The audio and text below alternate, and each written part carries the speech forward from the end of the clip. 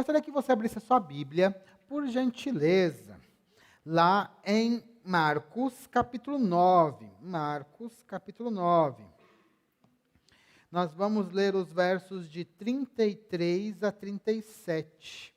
Marcos, capítulo 9, de 33 a 37.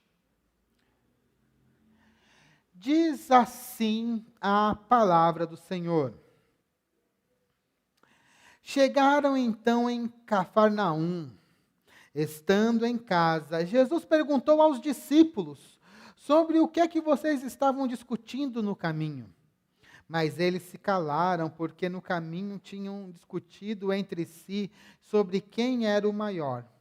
E Jesus, assentando-se, chamou os 12 e lhes disse: se alguém quer ser o primeiro, será o último e servo de todos.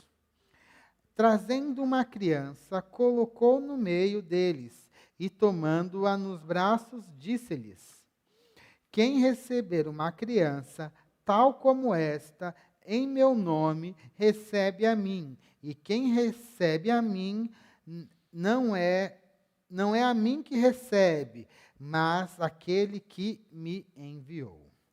Pai, em nome do Senhor Jesus, eu peço, Pai, para que o Senhor fale conosco. Trabalha, Pai, no nosso ser. Nós queremos ouvir a sua voz.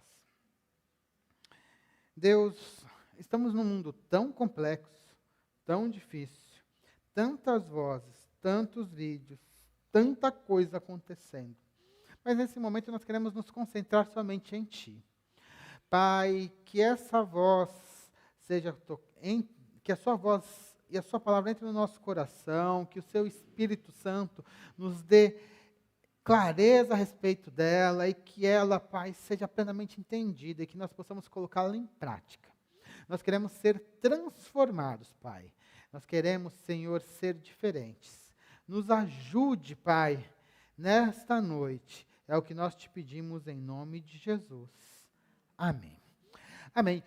Se alguém puder trazer um copinho de água ou dois para mim, eu esqueci de pegar. E aí a gente vai continuando aqui.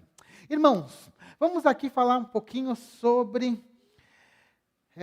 esse texto que é bem interessante, né? Lembrando que nós estamos aí na nossa 27ª mensagem no Evangelho de Marcos e a gente vai continuar até finalizar.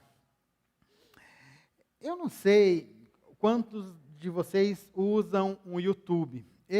Das redes sociais, a que eu mais uso é o YouTube. O YouTube também é uma rede social, caso vocês não saibam, ele é um pouquinho diferente das outras, mas também tem todas as características ali de uma rede social.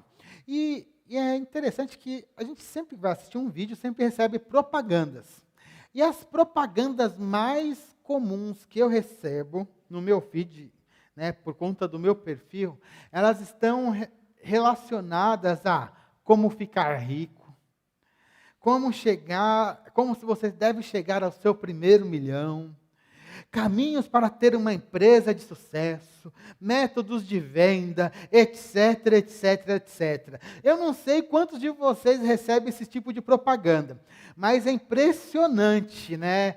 Está ali, né, vem que é homem, mais ou menos a idade, era uns 40 anos, tal, eles colocam esse tipo de vídeo, tipo de propaganda que ela é direcionada, e esses vídeos, eles mostram, né, eles são muito interessantes na hora que você vê a forma que eles estão fazendo, porque eles parecem ser muito coloquiais. Chega a pessoa, ela está lá andando, daqui a pouco ela fala assim, olha aqui, ó, a casa que eu acabei de comprar. Aí ele mostra aquela casona enorme, né? Olha o carrinho que eu tenho aqui na minha garagem. Aí mostra aquela BMW. Não, você quer saber como eu consegui isso?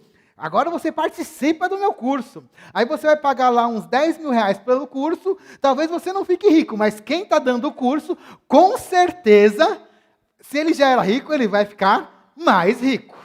Né? Isso vale para tudo, né? Então, e ali, esse padrão ele é muito forte, assim, da questão de ser rico, ter status, buscar uma influência, e a gente vê isso aparecendo, e se está aparecendo tanto assim nos feeds, e as pessoas têm comprado e participado desses cursos é porque as pessoas realmente elas desejam, no seu íntimo, elas desejam ser ricos.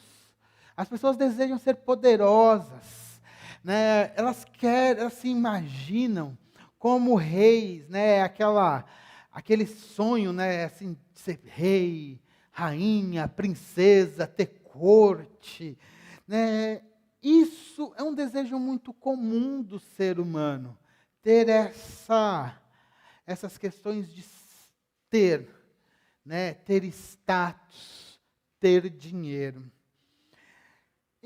Engraçado que isso também acontece dentro da igreja, em meio a pessoas, né, que deveriam estar um pouquinho mais blindadas em relação a isso. E eu estou falando aqui dos pastores. É muito comum os pastores também terem desejos muito parecidos. Só que no caso dos pastores, eles não são de ser rico exatamente. Certo que alguns querem, tá? Mas normalmente não é isso. Ser rico, mas assim, tem sempre a ideia de fazer uma obra grande, né? Conquistar, ter lá uma igreja com 10 mil membros, né? Pregar para todo o Brasil, ser um pregador influente, viajar pelas igrejas. E isso, muitos pastores, eles acabam buscando isso. Ontem eu estava na reunião da convenção, tinha comentado a semana passada que eu ia, né? E fui lá na reunião dos pastores, e a pregação foi lá do pastor de São José dos Campos, da PIB de São José, e ele estava falando justamente sobre isso, né? Como às vezes nós, pastores, né, temos esses desejos de grandeza, aonde nós queremos fazer uma grande obra para chegar lá, para Deus apresentar, olha, Senhor, quão grandes obras eu fiz. A gente nem segue a voz de Deus, né? Às vezes não é nem seguir as vozes de Deus, é seguir a minha voz para entregar, porque no final das contas eu quero estar lá recebendo o meu galardão daqueles bons serviços prestados durante a minha vida. Desejo de ser grande, ele está dentro de nós, sejamos nós pastores, membros de igreja, diácono, isso é uma coisa que está dentro do ser humano, e as propagandas, elas mostram muito isso, e mostram os nossos desejos. Quantos de nós não ficamos lá naqueles canais lá da TV a cabo que mostram viagem para Maldivas, mostram aquelas casonas, as maiores piscinas do mundo. Vocês já pararam assistindo esse tipo de coisa? Quantas vezes? Isso expressa muito o nosso desejo. Né? Não só a curiosidade, mas o desejo. Nós queremos realmente, né, sermos grandes, né? Ter essa ideia de grandeza. E quando eu olho para os discípulos, eu vejo uma coisa muito parecida, desejos desse tipo também passando na cabeça dos discípulos. Os discípulos, irmãos, nós temos que ver os discípulos não como santos, pessoas perfeitas, pessoas que conseguem fazer, que desviam do pecado, que seguem Jesus até a morte. Não é assim. Eles seguiram Jesus até a morte, sim, os apóstolos, mas eles eram homens imperfeitos, falavam um monte de bobeira, pensavam um monte de bobeira. Na hora que a gente olha para os discípulos, a gente vê ali o reflexo da igreja, porque muito daquilo que eles fazem, na realidade, são coisas que nós também fazemos, porque muito disso vem do pecado que habita no nosso coração, naquilo que está dentro de nós. E o ser humano ainda é o mesmo. Os anseios e os desejos, eles continuam o mesmo, sejam 2000 anos atrás, ou seja hoje.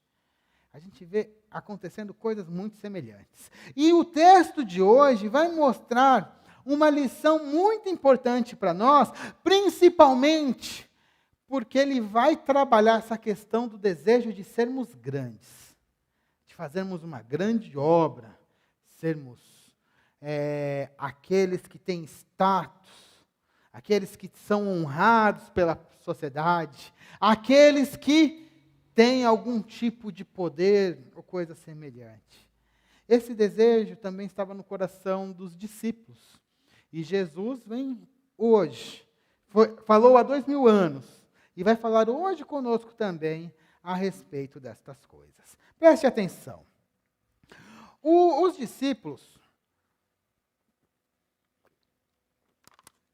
eles tinham uma visão muito clara de quem... Eles não tinham uma visão muito clara de quem era Jesus e a sua missão. Eles entendiam que Jesus era o Messias. Era o Messias esperado. Eles entendiam que Jesus era o rei prometido. Eles sabiam que Jesus, em um determinado momento, ele viria com poder e glória. Isso estava claro para os discípulos, era o que estava vigente ali na expectativa messiânica há 2000 anos atrás para os judeus, e eles viam isso em Jesus. Mas eles não entendiam que Jesus também era o servo sofredor de Isaías 53. E isso sempre gerava problemas. E aí, por conta disso, às vezes, começavam a ter algumas discussões meio bobas ali entre os discípulos, uns bate-papos meio esquisitos ali. E talvez isso tenha começado até porque os discípulos alguns deles já tinham até visto Jesus Cristo, Jesus transfigurado, como que a gente viu na semana passada, Jesus mostrando toda a sua glória. Aquilo também pode ter impactado um pouco deles. E a expectativa deles para o futuro, para o seu próprio futuro. Olha só o que Marcos diz. Chegaram então a Cafarnaum. Estando em casa, Jesus perguntou aos discípulos sobre o que estavam discutindo no caminho. Mas eles se calaram, porque no caminho tinham discutido sobre quem era o maior. Eu fico imaginando essa situação. Os discípulos, eles estão saindo da cidade onde eles estavam, onde Jesus tinha curado, libertado um menino que estava endemoniado, e agora eles estão indo para Cafarnaum, uma cidade que Jesus várias vezes visitou. Então, eles estão ali caminhando, todos juntos. Aí, daqui a pouco, eu vejo isso aqui mais ou menos como um momento de descontração. Começou um momento bobeira entre os discípulos. Eles sabem aquela hora que você está ali só falando bobeira, imaginando coisa meio boba assim, e começa a comentar um com o outro? Foi isso, eu imagino essa situação acontecendo exatamente isso. Daqui a pouco está lá Pedrão, Pedrão tinha mais ou menos uns 30 anos, um pouco mais, falando assim, sabe que vocês nem têm ideia, daqui a pouco vai ter o reino de Deus, o reino de Jesus está aqui, e eu vou ser o maior entre vocês. Eu sou o mais velho, eu sou aqui o mais inteligente, o que fala mais, eu vou ser o maior. Aí, do outro lado, aparece João, De jeito nenhum, Pedro. O mestre toda hora te dá um tom porque você fala demais, Imagina só se vai ser você, vou ser eu, eu sou o caçula, sou o mais novo aqui, eu estou aprendendo tudo do mestre, estou aqui caminhando junto com ele, Aí do outro lado, olha aqui, vocês não estão sabendo de nada, O Mateus fala assim, eu que estou aqui sempre anotando as coisas que Jesus fala, sou eu que vou ser o maior, Porque vocês nem prestam atenção, cadê o caderno de vocês? Cadê o caderno? Nem traz esse caderno para o EBD, mas eu estou aqui com o meu, tá vendo? Aqui, está tudo anotadinho, E isso aqui vai ser a base até para o Evangelho. Ele nem sabia que escrever isso, mas já sabia lá. Então, eu que vou ser o maior. Aí, Judas olha para o outro, vocês estão falando besteira, Estão conversando água, Na realidade, quem vai ser o maior vou ser eu. Olha aqui a bolsa. Jesus confia em mim, não confia em vocês. Eu sou o tesoureiro, vocês não. Eu que carrego o dinheiro. Jesus, vocês não têm nem capacidade de comprar pão.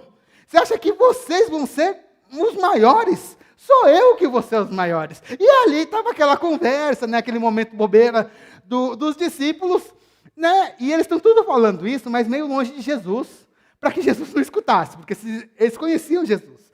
E se escutasse eles falando isso, eles sabiam que o mestre ele era muito carinhoso, mas também ele sabia ser assim, eu vou falar assim, que às vezes Jesus ele era um pouco direto, né, para não dizer grosso, né, e ele vai, e eles vão tomar cuidado para que isso não aconteça. Aí eles chegam em Cafarnaum, entram numa casa, aí Jesus olha para eles assim, o que vocês estavam discutindo lá fora, enquanto a gente estava vindo? O que vocês estavam falando?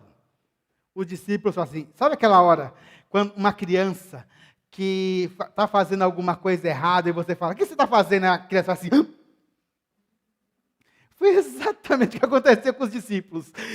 Jesus falou, eles, um olhou para o outro, de canto de olho, mas ninguém abriu a boca. Nem Pedrão, que gostava de falar, nessa hora não falou. Porque sabia que se falasse ali, ia tomar um outro tom de Jesus. Todo mundo ficou pianinho, mas com aquela cara de, ai meu Deus do céu, falamos besteira, e o mestre descobriu. Né? Então ali, deu ruim, né? Deu ruim. E ali, isso mostra, os discípulos ficaram calados, porque quando Jesus perguntou aquilo para eles viram que aquele discurso que eles estavam fazendo, que eles sabiam que não era certo, Jesus chamou a atenção deles. Opa, esse aqui é um desejo do nosso coração. Exteriormente, nós estamos seguindo o Mestre. Exteriormente, nós falamos que vamos seguir Jesus até a morte. De uma maneira exterior, nós falamos que queremos levar o reino de Deus. Mas lá no fundo, lá no fundinho do coração, o que eles estavam querendo mesmo era receber status, poder e honra. Apesar de tudo que eles fizeram, que eles largaram, ainda assim existia uma expectativa de receber no final status, poder e honra. Olhando para isso, a gente nem dá muito para condenar o sentimento das pessoas que pregam o evangelho da prosperidade, porque o que os discípulos estão tendo aqui no final é o mesmo sentimento das pessoas que estão no evangelho da prosperidade. Eu faço alguma coisa boa para Deus para receber outra coisa boa em troca. E Jesus faz aquela pergunta justamente para envergonhá-los. Porque Jesus ele sabia o que eles estavam falando. Jesus é Deus, ele conhece o pensamento das pessoas. Mas daquela vez Jesus usou de uma maneira sutil para mostrar o quanto eles estavam errados. O sentimento, né, de mandar, o sentimento de ser o maior estava dentro deles. E ter esse sentimento não é assim ruim. Assim, às vezes acontece, né? Às vezes a gente tem lá alguns sentimentos. O problema e a vergonha é não lutar contra ele, achar que aquilo é normal e fazer disso até um momento de piada. E essa questão, e assim, olhando para as nossas vidas, às vezes a gente tem muitas coisas parecidas com os discípulos. Quanta coisa a gente faz ou pensa que vai contra o Evangelho, e às vezes a gente até faz algumas piadas sobre isso. Quantos pensamentos, né, que a gente tem. Mas imagina só se Jesus olhasse para você e perguntasse assim, pega aqui a Naama, ô Naama, o que você estava pensando na semana passada? Ou outro, André, o que você fez ontem à noite? Ou para outro, o que você está tramando para fazer amanhã? Será que a gente não faria o...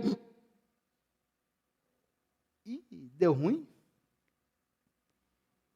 E o que você tem feito que se Jesus fizesse essa pergunta para você, você faria o... deu ruim. No caso dos discípulos, era que eles queriam serem maior em relação aos outros. Mas para nós, pode ser outras coisas, né? Cada cabeça uma sentença, cada um sabe aonde aperta, mas nós temos que ver exatamente o que nós temos guardado no coração e o que realmente tem nos guiado, inclusive na vida cristã. Se nós temos sido guiados por Jesus ou não. A Gabi, ela está aqui, ela não vai me deixar mentir. Se eu estiver falando alguma coisa errada, você me avisa aí, tá, Gabi? É você mesmo, né, Gabi? Tá ali.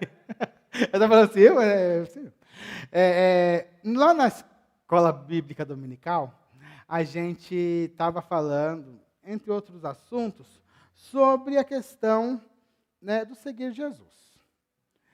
Nós sabemos uma coisa, que o nosso exemplo, quem que é o nosso exemplo maior? Jesus, né?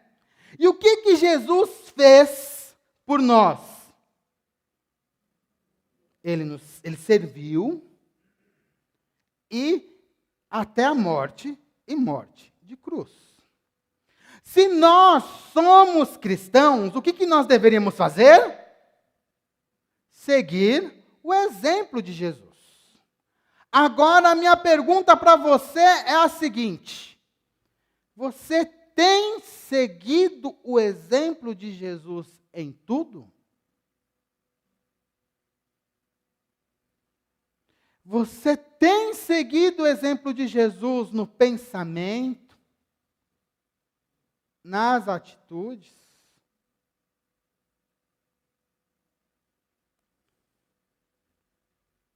Você tem seguido o pensamento de Jesus no seu planejamento?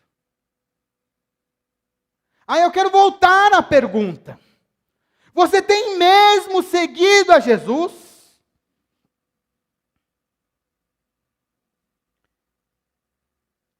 Quem é de Deus, segue a Jesus.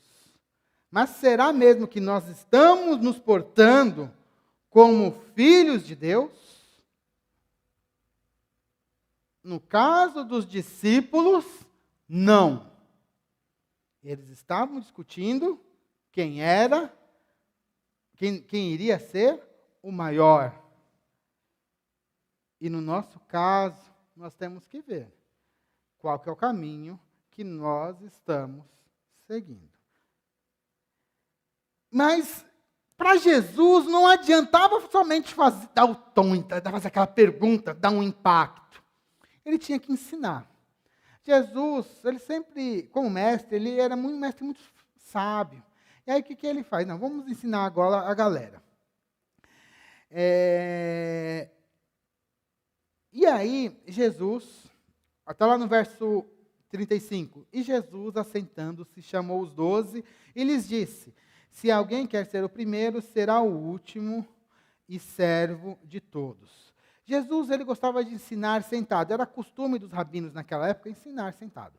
Então ele pega, vai para o meio da sala, se assenta e começa. Chama os discípulos, galera, vem cá, todo mundo faz aqui uma roda, vamos sentar aqui que eu vou explicar um negócio para vocês. E ali ele começa a falar. Se alguém quer ser o primeiro, será o último e servo de todos.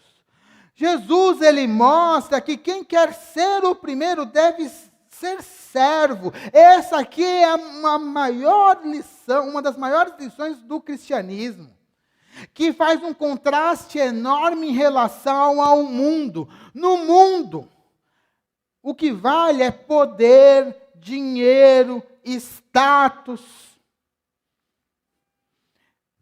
Ter muitas mulheres ou homens, né? Ter beleza física ou outra coisa. Isso aí são valores do mundo. E esses aí são as pessoas que acabam até guiando muitas coisas do mundo. Mas dentro do cristianismo não deve ser assim. Nós devemos servir. A liderança cristã é baseada no serviço. E este serviço deve ser geral e sacrificial. Mas o que é servir? Esse conceito de servir, né, ele envolve imitar a Jesus, como nós já falamos aqui um pouquinho, amar e cuidar dos outros, renunciar a si mesmo, demonstrar humildade e servir com alegria e gratidão. O servir é uma resposta ao amor de Deus e um reflexo do caráter de Cristo nas nossas vidas. Esse é o servir. Mas eu tenho que admitir que toda vez que a gente faz dá um conceito ou fala alguma coisa assim, se a gente fala só do conceito, é difícil de entender. Às vezes é mais fácil que a gente dê um exemplo. E foi exatamente o que Jesus fez. Ele estava sentado ali. Não, ele falou assim, se você quer ser o primeiro, você vai ser o último e servir a todos. E como que é esse servir? Ele vê lá, ele está dentro de uma casa, Jesus e os discípulos. Aí ele vê uma criancinha correndo ali. Aí ele vai lá e pega aquela criança e coloca no colo. Eu, na minha imaginação, imagino uma criancinha pequenininha, sei lá, 1 ano, 2 anos, pequenininha correndo ali, né? Ele pega, coloca no seu colo e diz assim, olha só, e lá no verso 36, trazendo uma criança, colocou no meio deles e tomando-a nos braços, então era uma criança pequena, colocou ela nos braços e lhes disse, quem receber uma criança tal como esta, em meu nome, recebe a mim, e quem receber a mim, não é a mim que recebe, mas aquele que me enviou. Ao pegar a criança, ele vai usar o exemplo da criança para explicar o que é servir. As crianças, elas às vezes não eram muito valorizadas no mundo antigo. Apesar que na cultura dos judeus, né, as crianças sempre tiveram seu lugar, o ensino às crianças sempre foi muito forte, desde sempre. Mas quando você pensa em alguém poderoso, em alguém de influência, você pensa em alguma criança? Pensa? Não, só adulto. Já começa por aí. E ali, Jesus fala assim, você tem que receber uma criança. Cuidar de uma criança. Jesus vai dar o exemplo de cuidar de uma criança como sendo um exemplo de serviço amoroso, de cuidado, renúncia e humildade.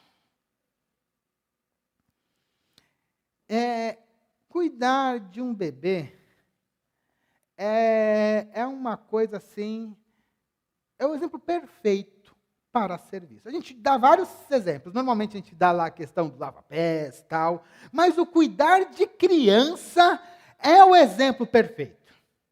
Olha, vamos fazer aqui. As mães de plantão, daqui a pouco vocês vão pensando aí, se eu esqueci de alguma coisa para falar. Primeiro, quando a gente fala de cuidar de uma criança. A primeira coisa é que você começa a amar um total desconhecido.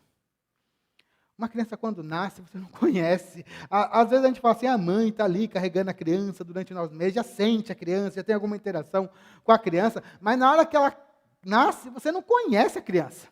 Você não sabe se é chorão, se não é chorão, né, se é mais bravo ou não. A personalidade da criança vai se mostrar com o tempo. Mas você ama a criança incondicionalmente. Não sabe quem ela é, mas você já ama. O servir, ele já começa assim. Você amar a quem você nem sequer conhece. Mas você ama. Ama a ponto de dar a vida. Ou alguma mãe aqui não daria a vida pelo seu filho? Já é o amor. Já começa por aí. O servir já envolve o amor. O servir, olha só como que esse exemplo de cuidar de criança é o exemplo exato de servir. O servir cristão. Quando você cuida de uma criança, você abre mão voluntariamente daquilo que você deseja. Às vezes você quer assistir um filme, você deseja sair, mas não, tem que cuidar do filho. Não somente daquilo que você deseja, mas até mesmo daquilo que você precisa. Você abre mão. Vou dar um exemplo. O dormir. A criança acabou de nascer. A mãe consegue dormir? Né? É muito interessante. O Douglas vai sentir isso daqui a pouquinho, né? A Cintia vai ter filho logo, logo. E ela já teve filho há bastante tempo, né? Já fazem 18 anos, você vai ver, vai ser quase um recomeço. Né? Mas mãe de criança até uns 6 meses parece um zumbi, né? Porque a criança não dorme, acorda a cada 2 horas, né? E a mãe não consegue dormir. E tem mulheres que não conseguem dormir junto com a criança. Isso você olha assim, quando a criança está com 1 mês e meio, tem mulheres que estão muito irritadas, estão muito mal, porque elas têm que cuidar da criança, mas não conseguem nem dormir. Isso às vezes dá um estresse. Né? É muito comum, às vezes, a gente fala com mães, né, com crianças nessa idade que estão muito estressadas por conta disso. Mas ela abre mão até do dormir, daquilo que ela precisa para cuidar. Você tem que fazer atividades que são muito básicas, como dar alimento. Né, dar mamar, olhar, e até atividades que são degradantes. Eu vou chamar de degradante assim, mas vou falar, limpar uma fralda cheia, né, não é a atividade mais glamurosa do mundo. E tem hora que criança, não sei o que faz, parece que vem mais ou menos até as costas, assim, né? Você fala assim, olha que coisa. E o pior, não é assim, quando esse bebê, que só toma leite do peito ainda, né? O cocô ainda é cheirosinho.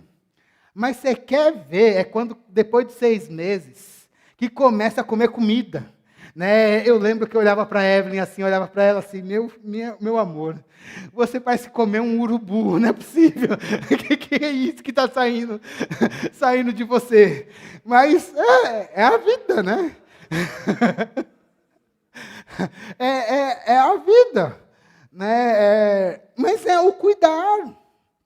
Faz parte do cuidar. E não e assim, é um exercício de humildade também. Porque não é você que determina aquilo que você quer fazer, é aquilo que a criança precisa. E às vezes aquilo que ela quer. Né? Então é a hora que você dá comida, principalmente os pequenininhos, né, os menorzinhos, é na hora que a criança quer comer. Não é a hora que você quer dar para comer. Você vai dar mamar para uma criança de barriga cheia, né, novinho, ele não vai pegar. Mas na hora que ele quiser, aí ele vai chorar, ele vai espernear. Né? Pode ser a hora que for, mas você vai fazer. Então é um exercício de humildade. É um exercício de humildade também, porque você não sabe tudo. Mãe de primeira viagem, estou falando sempre bastante de mãe, né? Mas, porque é o exemplo que Jesus deu aqui. Mãe de primeira viagem, criança chorou. Meu Deus, o que é? Está com fome, dá o peito, não é? Né? Será que é dor? Não sabe se é dor. Se é dor, aonde que é a dor? Né? E a criança chora. É cólica, não é cólica? Né? Aí você fica um desespero danado. O que vou fazer? Não vou, tal. Né? E principalmente quando é o primeiro filho, que você não sabe mesmo, né? Fica ali. Depois já fica um pouco mais ligeiro com algumas coisas, mas no começo é tão complicado. É exercício de humildade. Você pode ter lido um monte de livro, tal, feito e acontecido. Na hora que o bicho pega, não sabe. Humildade. Né? Aí humildade de perguntar para a mãe, perguntar para outras pessoas para ajudar. E é um exercício, e é uma coisa que às vezes ninguém vê isso. Porque alguém quando vai te visitar, o bebê está cheirosinho. Né? Quando você traz na igreja, o bebê está bonitinho ali, né? Você pega um pouquinho, começou a chorar, dá para a mãe de volta, né? Coisa normal. Né? Às vezes vem para a igreja, uma coisa que é super complexa, é sempre quando você vem para a igreja e as crianças, elas não aguentam ficar sentadas aqui como a gente 40 minutos. Elas querem andar, então andam para lá, para cá, gritam, as mães ficam envergonhadas. Né? Eu sei que... Eu lembro da Evelyn, do Henry, sempre a gente ficava no corredor, a Dani ou eu ficava no corredor lá, deixava correr e tal. Daqui a pouco acalma, depois de uns 2 anos, 3 anos. É rapidinho, né? O que são 2 anos, 3 anos, até a criança entender. E isso tudo, ninguém está valorizando assim, você não vê lá, olha só, você deu banho na criança, a criança está bonitinha, tá cheirosinha, tá dormindo, não vem alguém assim, nossa, parabéns, que ótimo serviço. Não tem esses elogios todos os dias. É um trabalho feito ali, no secreto. Ninguém está olhando, sem holoforte. Mas é um serviço a ser feito. Aí eu estou olhando aqui as pessoas que não têm filho, estão assim, meu Deus do céu, o que é isso? Mas é isso. Sabe a coisa mais louca de tudo isso? É que o amor cresce a cada dia. A ponto depois de você não lembrar como era a sua vida antes da criança. Parece que a sua vida só começou dali para frente. Né? Não dá nem para imaginar o que é a vida sem ter o filho. Parece que eles sempre estiveram ali, mas eles entraram na sua vida num momento dali para frente. O amor somente cresce. Esse é o cuidado que Jesus está falando. Esse é o tipo de cuidado cristão que nós devemos ter com os nossos irmãos. Esse é o cuidado cristão que nós devemos ter com os desconhecidos. Será que a gente tem chegado pelo menos num pouquinho do que é esse cuidado cristão? Eu não sei se eu comentei aqui no culto, né, que eu estava falando sobre os refugiados afegãos que estavam no aeroporto. Eu não sei se foi no culto que eu comentei ou se foi em algum outro grupo. Foi no culto que eu falei? Aí ontem eu estava lá na convenção e assim, os batistas têm um trabalho com os refugiados, eu não sabia.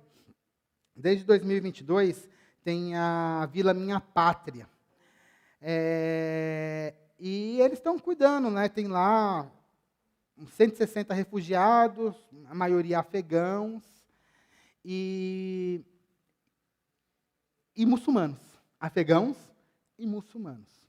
Aí o que a convenção está fazendo? Eles trazem, levam para a Vila Minha Pátria. Ali eles ensinam ali eles ensinam português, regularizam a documentação, deixam tudo certinho, né, preparam as pessoas para que depois eles mandam para igrejas acolhedoras, eles chamam de igrejas acolhedoras, as famílias. E a igreja cuida agora daquela família. E o legal disso é o respeito que você tem que ter, porque você está cuidando de uma família que é, na maior parte das vezes, muçulmana, com hábitos totalmente diferentes. Talvez numa questão assim, se eu fosse falar com a família, eu não falaria com a mulher, só poderia falar com o homem, sabe? Um negócio assim, é transcultural dentro do nosso país. Eles têm isso. E depois eles fazem tudo isso, preparam e mandam para as igrejas, para a igreja exercer o amor. E não cobrar nada em troca, porque a gente está ali somente amando. E esse amar, inclusive, inclusive é uma coisa horrível, né? Esse amar engloba respeitar até a religião do outro. A gente está ajudando porque nós amamos. E não cobramos nem sequer conversão. Esse é um trabalho, um exemplo de amor cristão.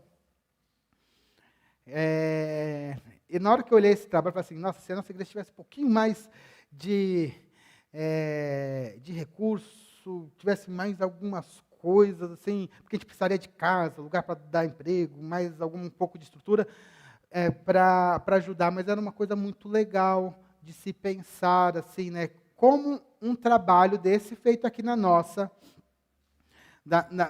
convenção entre os batistas, né? 160 pessoas, umas 40 famílias. Mas esse é um exemplo de amor cristão.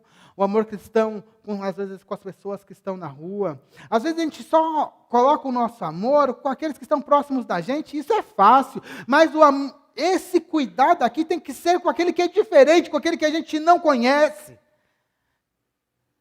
Esse é o cuidado que Jesus fala. Esse é o tipo de servir. Então, quando você pensa em ser grande, você tem que pensar em servir, mas servir como uma mãe serve ao seu filho. Cuidar como uma mãe cuida do seu bebê. Amar e ter ali, né, buscar demonstrar amor, caridade, amor, humildade, tudo isso que são características cristãs. E aqui, irmão, só aproveitar o momento da igreja, Jesus está falando que cuidar de criança é característica de quem vai para o céu, né? Hashtag, nosso departamento infantil está chamando, buscando gente para trabalhar.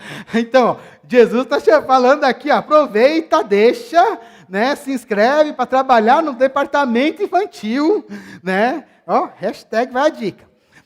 Mas, continuando aqui, vocês viram um ato, irmãos,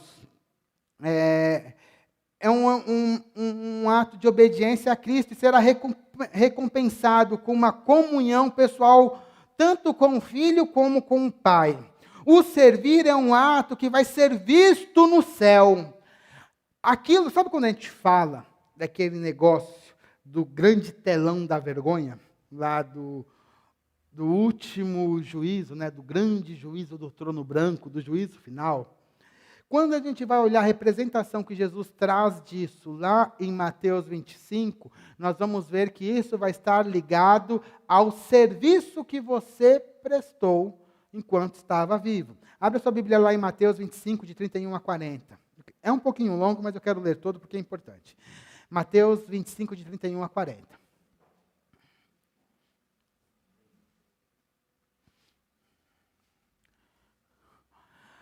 Quando o Filho do Homem vier na sua majestade e todos os anjos com ele, então se assentará no trono da sua glória.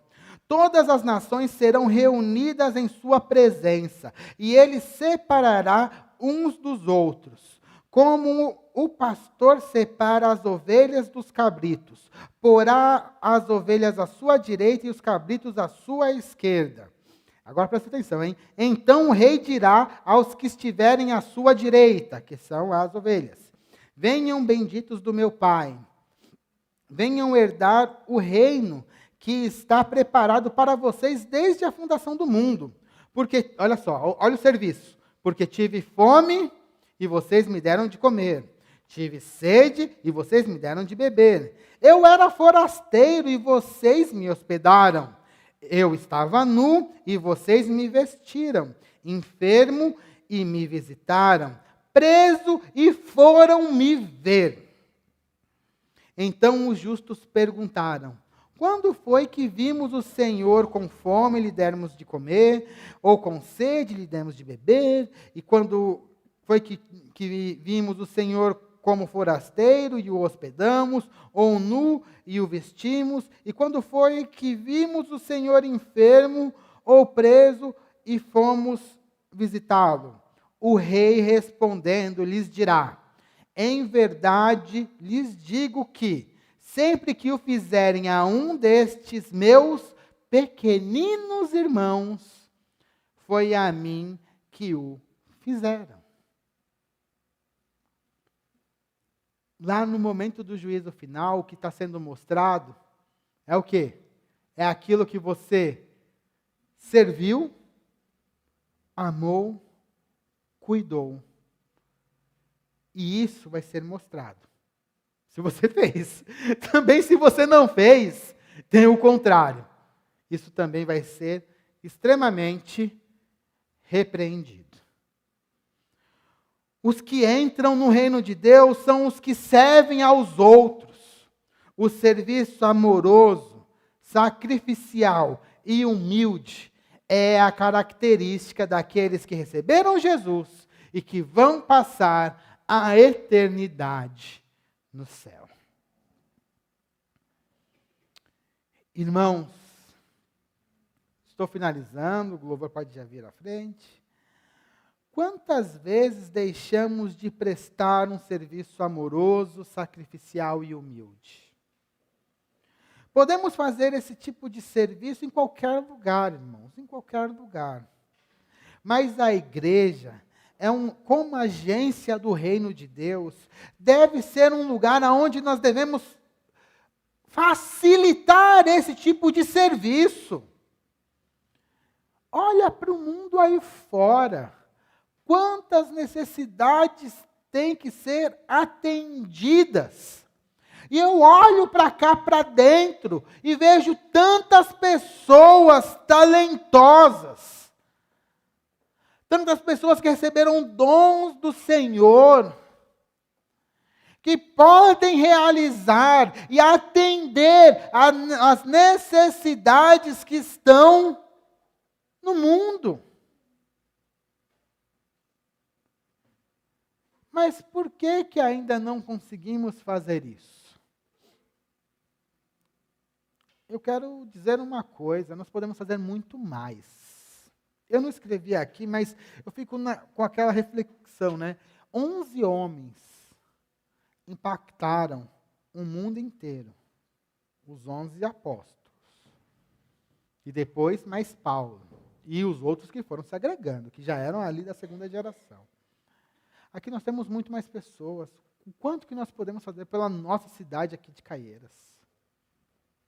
Mas para que a gente possa fazer isso, nós necessitamos de cada um de vocês, colocando o seu dom e o seu talento à disposição. Por isso eu gostaria de que você pensasse uma área em que você pode servir. Coloque-se em pé, por gentileza. Pense agora. Pense. Uma área que você pode servir. Está imaginando essa área? Aí eu vou falar uma coisa. Olha, você vai prestar atenção no que eu vou falar agora. Eu vou contar até 3. Vou contar 1, 2, 3 e já. E você vai falar em voz alta. Essa área que você poderia servir. Entenderam? Você não pensou ainda? Continue pensando. Pensa um lugar, dados seus talentos, as suas paixões, que você poderia servir. Beleza? Todo mundo pensou? Agora eu vou contar 1, 2, 3. Já? E você vai falar em voz alta. Então, prepare, hein? 1, 2, 3 e já! Pouca gente. Vamos lá de novo. Vai lá, mas eu não escutei você não, tá, Lari? Você me enrolou. Tá, então vamos lá. De novo, tá? Fale isso. Tá? 1, 2, 3 e já! Melhorou, mas ainda falta mais algumas pessoas. Agora a terceira eu tenho certeza que você vai participar também. Tá? Vamos lá, né? Lari, dessa vez você fez? Tá bom. Beleza. Então vamos lá de novo. Né? Vou contar até 3. 1, 2, 3 e já! Amém. Que você coloque isso como um compromisso para o Senhor. Que você coloque essa área para você servir. Né? Não saia daqui sem fazer ali um compromisso com o Senhor. Senhor, eu vou servir nesta área. Seja ela qual for. Se você tiver alguma dúvida, fale comigo. E vamos fazer como Jesus falou aqui neste texto. Vamos cuidar dos pequeninos. Vamos receber as crianças como uma criança. Vamos cuidar dos nossos pequeninos irmãos, da forma que eles merecem. Que Deus nos abençoe. Feche seus olhos e vamos orar.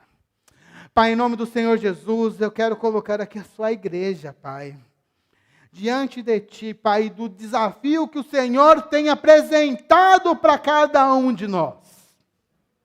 Nós queremos, Deus, em nome de Jesus, colocar os nossos dons e talentos diante do Senhor.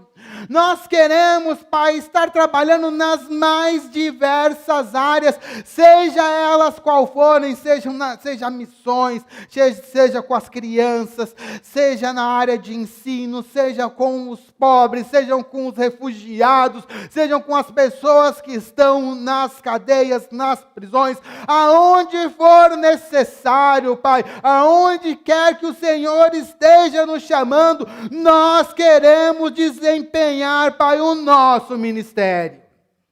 Deus, em nome do Senhor Jesus, tira todo impedimento da nossa frente, toda voz contrária que às vezes vem da nossa mente, falando, não, você não consegue fazer isso, não vai ser possível, mas sim, Pai, nós queremos que o Senhor nos chama, nos capacita para fazer a sua obra. Deus, em nome do Senhor Jesus, que esteja plantado dentro do nosso coração, a firme vontade de fazer, que o Seu Santo Espírito nos impila a fazer, que Ele esteja nos impelindo a fazer estas coisas, que nos dê, Pai, a visão necessária para realizar a Sua obra aqui na terra. Ó Deus, em nome do Senhor Jesus, que nós, Pai, a partir de agora, possamos aceitar esse desafio e colocar ele, Pai, em prática. Nós não queremos ser uma igreja daqueles que querem ser os maiores, mas sim, nós queremos ser aqueles que estão por último. Nós queremos estar entre aqueles que servem. Esta é a nossa oração, em nome do Senhor Jesus. Amém. Vamos receber a bênção. Que a graça do nosso Senhor Jesus Cristo, o amor de Deus, o nosso Pai, e as consolações do Espírito Santo, sejam sobre todos nós, agora e sempre. Amém. E amém.